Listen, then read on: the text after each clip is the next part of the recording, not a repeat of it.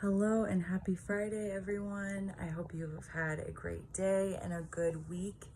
I am sorry that this is a little late and you might be watching this on Saturday morning instead of Friday night.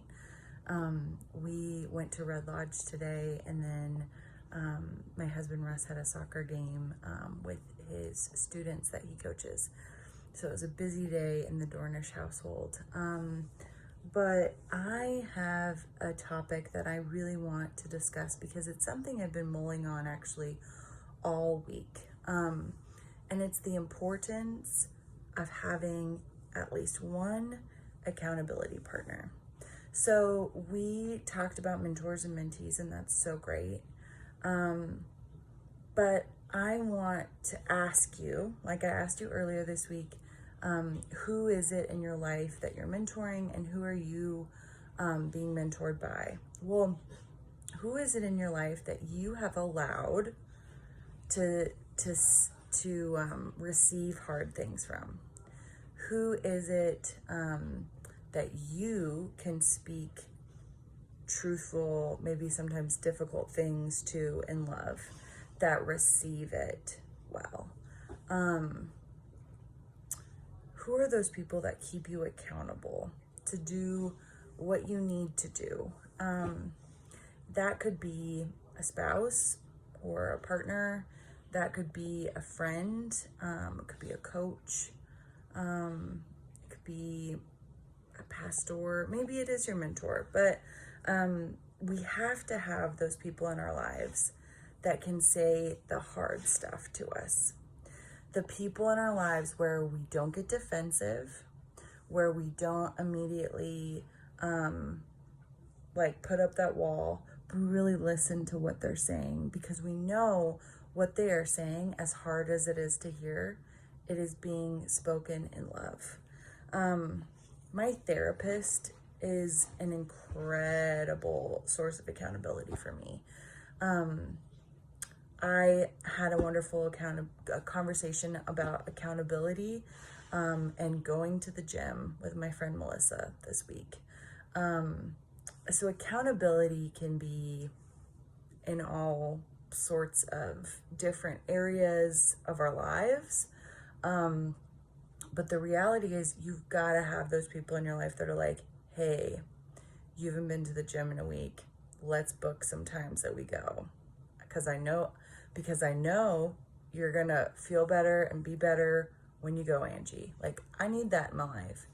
My therapist, hey, I know that, this thing is what you're working on, and hearing you and processing this with you, it sounds like we didn't do that so well this week. Let's talk about it, So the scripture passage for accountability, and again, just receiving kind of hard things with love and humility, is the story of Priscilla, Aquila, and Apollos. So in the book of Acts, the Apostle Paul has this powerhouse couple,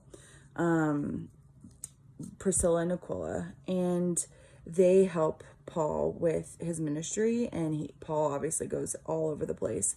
And there's different people from different backgrounds. Some of them know Jesus, some of them come to know Jesus, and they all minister together. And this guy Apollos knows a lot about the scriptures, but doesn't know as much about the scriptures as Priscilla and Aquila. And there's this moment where they essentially give him feedback and kind of correct him on some things, or maybe add some things that he might not have known.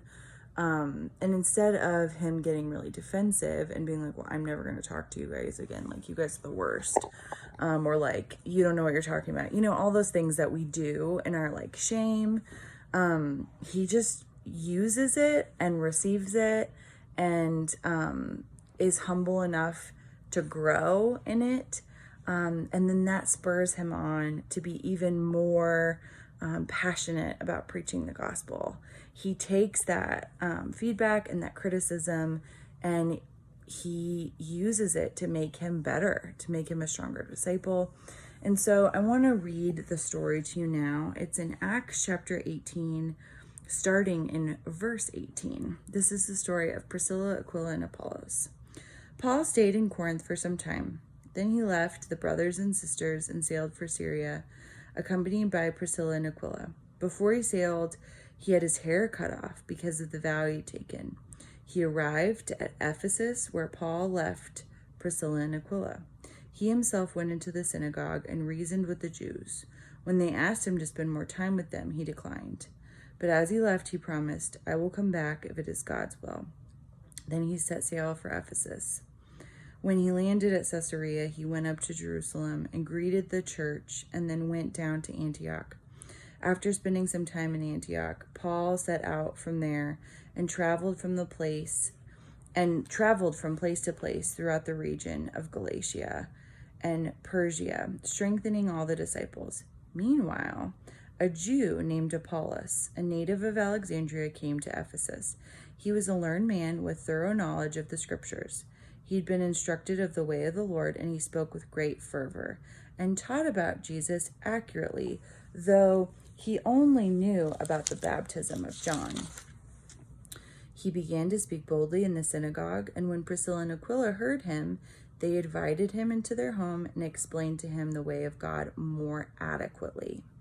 When Apollos went to go to Acacia, the brothers and sisters encouraged him to write to the disciples there to welcome him. When he arrived, he was of great help to those who by grace had believed, for he vigorously refuted his Jewish opponents in public debate, proving from the scriptures that Jesus was the Messiah.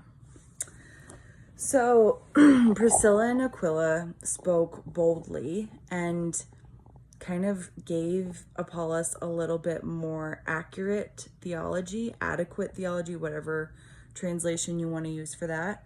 And he used it. He took it. He took the wisdom that these two had. He knew that they were legit. He knew that they were speaking to him out of love and wanting nothing but the best for Christ's ministry and nothing but the best for Apollos. And it made him better. So my question to you, dear ones, is who have you given permission? Who has authority to speak into your life? Who can call you out on your crap, so to speak?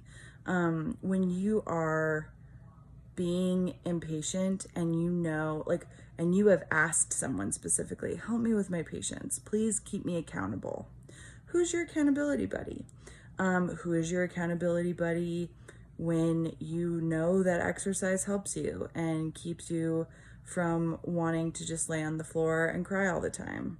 My accountability buddy in this season of my life is my friend Melissa, and saying, hey, I need you to help keep me accountable to go to the gym more.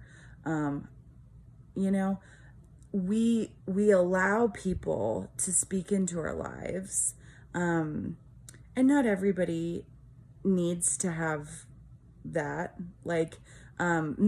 Not everybody should speak into your life in such a way that can be really hard.